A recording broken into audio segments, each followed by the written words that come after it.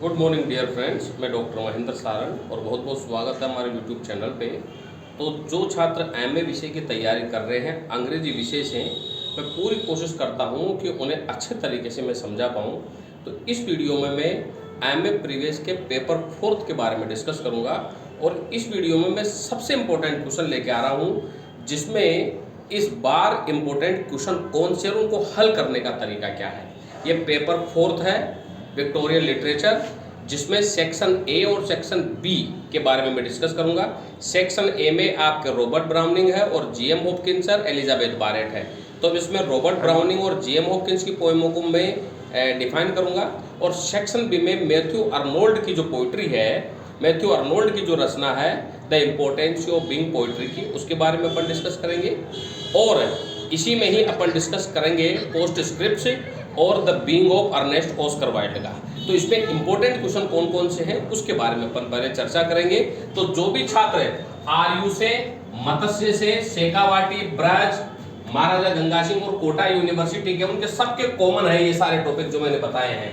तो सबसे पहले बात करते हैं अपन ब्राउनिंग की पोएम्स की। देखो, ब्राउनिंग का बहुत अच्छा क्वेश्चन, ये क्वेश्चन बार बार रिपीट होता है। प्रश्न है, discuss Browning's treatment of love with reference to his poems, यानी कि उसकी कविताओं में लव को क्या बताया गया है। जैसे कि एंड्रिया डेल सार्टो है और प्रोफेरिया लवर है। एंड्रिया डेल सार्टो, पहले तो आप रॉबर्ट ब्राउनिंग को जो कविता है ना, ड्रामेटिक मोनोलॉग के लिए जानी जाती है।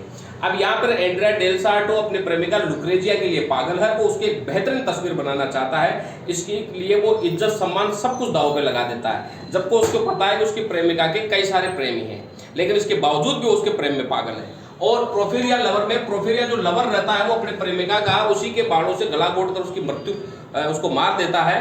यहाँ पर इंटेंस ऑफ लव को बताया गया है कि किस प्रकार, और वो मृत शरीर से ही बातें करता है, इसीलिए इसमें ड्रामेटिक मोनोलॉग है। तो इस क्वेश्चन में आपसे पूछा गया है कि आप ट्रीटमेंट ऑफ लव को बताएं कि प्रेम को कैसे ट्रीट किया जाए।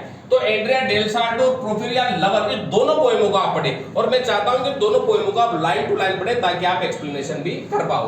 और इसी का एक दूसरा क्वेश्चन है, या तो आपके ये क्वेश्चन आ सकता है या पूछा जा सकता है कि क्रिटिकल एप्रिसिएशन, या एक क्रिटिकल एप्रिसिएशन पूछा जा सकता है ग्रामेरियन फ्यूनरल का, क्योंकि इसको 3 कविताएं हैं। ग्रामेरियन फ्यूनरल में यहाँ पर स्टूडेंट्स वो रहता है लीडर, जो सभी विद्यार्थियों को, अपने गुरु को एक उच्चतम स्थान पर दफनाने के लिए कहता है ताकि वो उसे एक अच्छा सम्मान दे सके। ये पोएम इजी है, प्रोफेरिया लवर और ग्रामेरियन फ्यूनरल इजी, आप लाइन टू लाइन पढ़ सकते हो। एंड्रिया डेल सार्टो भी इजी है लेकिन लेंथी पोएम है, ठीक है। तो जब आप इसका आंसर करें तो पोएट के पोएम के इंट्रोडक्शन के साथ थीम, प्लॉट और समराइजेशन के बाद में आप इनके बारे में डिफाइन कीजिए कि एक तो ड्रामेटिक मोनोलॉग कैसे, ड्रामेटिक मोनोलॉग का पॉइंट बनेगा इसमें, और लव ऑफ ट्रीटमेंट का क्वेश्चन बनेगा इसमें, और क्या नाम है इसमें जो ड्रामेटिक मैनर है उसके बारे में किसका पॉइंट बनेगा।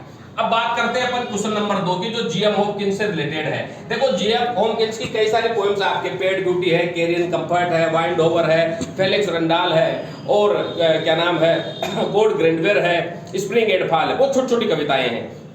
और जीएम हॉपकिंस अपनी नेचर, अपनी कविताओं में नेचर को लेके जाना जाता है, क्योंकि वो नेचर को बहुत अच्छे तरीके से डिफाइन करता है। और ब्रूट ब्यूटी को, जैसे कि वाइंड ओवर कविता, उसमें ब्रूट ब्यूटी को बताया गया है। इसमें स्प्रिंग और फॉल में वह बसंत और पतझड़ के बारे में बताता है, क्योंकि वहां पर मार्गरेट नाम की लड़की गिरते हुए पत्तों को देख के दुखी होती है। तो यहाँ पर आपसे पूछा जा सकता है कि write an essay on Hopkins as nature poet, इसके ऊपर आप एक वो लिखिए। तो आप पूरी की पूरी कविताओं के बारे में, भाई ईश्वर ने हमें क्या दिया, पेड ब्यूटी, गॉड ग्रेंडवेयर, क्या नाम है, वाइंड ओवर, कैरियन कंफर्ट, इन सब के बारे में लिखें आप। या दूसरा क्वेश्चन आपके आ सकता है, Hopkins moves from personal experience rooted in physical world to the religious reflections in his poems discuss, यानी कि आपको इसकी कविताओं में ये डिस्कस करना है कि यह पर्सनल एक्सपीरियंस क्या है इसका, रूटेड इन फिजिकल वर्ल्ड से टू द रिलीजियस रिफ्लेक्शन, कि किस प्रकार फिजिकल वर्ल्ड से वो रिलीजियस वर्ल्ड की तरफ जाता है। तो ये यहाँ पर वो फिजिकल वर्ल्ड में गॉड ग्रेंडवेयर की बात करता है, कैरियन कंफर्ट की बात करता है, और वह यहाँ पर क्या नाम है, कैरियन कंफर्ट के साथ साथ में जो मार्गरेट नाम की जो लड़की है, स्प्रिंग एंड फॉल, वो कविता उसकी बात करता है, जिसमें वो मार्गरेट लड़की को समझाता है कि जीवन और मरण सत्य है। फिर इसमें पेड ब्यूटी में ये समझाता है कि ईश्वर ने हमें कई सारी चीजें दी है आशीर्वाद स्वरूप, इसीलिए ईश्वर के प्रति हमारी आध्यात्मिकता ईश्वर के प्रति रहनी चाहिए। तो जब आप इन कविताओं, छोटी छोटी कविताएं, मैं सभी बच्चों को सलाह दूंगा कि आप जीएम हॉपकिंस की सारी कविताओं को लाइन टू लाइन पढ़ें, बहुत छोटी छोटी कविताएं हैं, आपको आराम से समझ में आएगी, तो आप क्वेश्चन भी आसानी से कर पाओगे। या फिर आपसे क्रिटिकल एप्रिसिएशन पूछ सकता है, स्प्रिंग एंड फॉल का, द वाइंड ओवर का, फेलिक्स रंडाल का। डेफिनेटली इनमें से एक क्रिटिकल एप्रिसिएशन आपके आने वाला है। अब बात करते हैं अपन सेक्शन बी की, जिसमें मैथ्यू अर्नोल्ड है, पोस्ट स्क्रिप्ट्स है और ऑस्कर वाइल्ड का द बीइंग ऑफ अर्नेस्ट है। तो सबसे पहले मैथ्यू अर्नोल्ड लेते हैं अपन। यहाँ पे देखो अर्नोल्ड की जो है आपका एक प्रोस क्रिएशन है, फिक्स क्या नाम प्रोस क्रिएशन दिया गया है इसमें, जिसमें पोएट्री के बारे में बात करता है। What are the function of poetry, भाई पोएट्री का क्या फंक्शन है अर्नोल्ड के अनुसार आप समझाइए। या पूछा जा सकता है and discuss the thought of Arnold related to poetry, और अर्नोल्ड की थॉट क्या पोएट्री के प्रति, तो पोएट्री क्यों लिखी गई, क्या कारण है, पोएट्री जो है उसे लिखने के पीछे कवि का उद्देश्य क्या है, और पोएट्री किस प्रकार हमारे सामाजिक आर्थिक राजनीतिक व्यवस्थाओं को जोड़कर बताती है, और कविता के लिखने से कवि संसार में क्या परिवर्तन लाना चाहता है। जब आप इसे पढ़ेंगे तब आप इसका आंसर आप अच्छे तरीके से दे पाएंगे 101%। ये क्वेश्चन और ये 8वां में जो दे रखा है, डिस्कस अर्नोल्ड 3 एस्टिमेट्स टू जज poetry and the place of touchstone method, ये दोनों के दोनों क्वेश्चन बहुत इंपॉर्टेंट है, आप इन दोनों प्रश्नों के ऊपर ध्यान दें।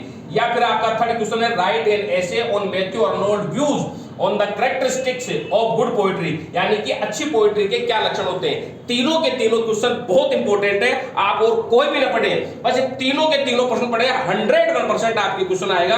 और जब इसे आप करेंगे तो आप इसकी जो प्रोस क्रिएशन उसको लाइन टू लाइन पढ़े, भाई पोएट्री क्यों लिखी जाती है, उसका उद्देश्य क्या है, अच्छी पोएट्री कैसे लिखी जाती है, उसकी क्या क्वालिटीज होती है, और मैथ्यू अर्नोल्ड ने अपना टचस्टोन मेथड कैसे दिया है। जब आप इन सारी चीजों को पढ़ेंगे, आराम से लिखेंगे इन पॉइंटों के द्वारा, आपके अच्छे नंबर आएंगे। तो इस ओवरऑल इस वीडियो में मैंने आपको सेक्शन ए और सेक्शन बी, सेक्शन ए में मैंने मैथ्यू अर्नोल्ड और जीएम हॉपकिंस, और सेक्शन बी में मैंने केवल मैथ्यू अर्नोल्ड के बारे में समझाया है। कल मैं इसके ऊपर एक वीडियो और बनाऊंगा जिसमें मैं आपको the being of Earnest, Oscar Wilde, और आपका जो सी सेक्शन है जिसमें टेल ऑफ टू सिटीज है, इनके बारे में मैं आपको डिटेल में बताऊंगा आपको, और मैं बताऊंगा कि इनके इंपॉर्टेंट क्वेश्चन क्या क्या है। और फिर भी किसी बच्चे को दिक्कत होती है इनके पॉइंट बनाने में, इनको पढ़ने में, तो मुझे जरूर कमेंट बॉक्स में लिख के जरूर बताएं, मैं डेफिनेटली उसको जरूर एक्सप्लेन करूंगा। और जिन छात्रों को नोट्स की जरूरत है वो यहाँ से नोट्स प्राप्त कर सकता है, बहुत कम कीमत पर उन्हें नोट्स मिल जाएंगे। मेरे फोन नंबर है 9928669902 8963043837।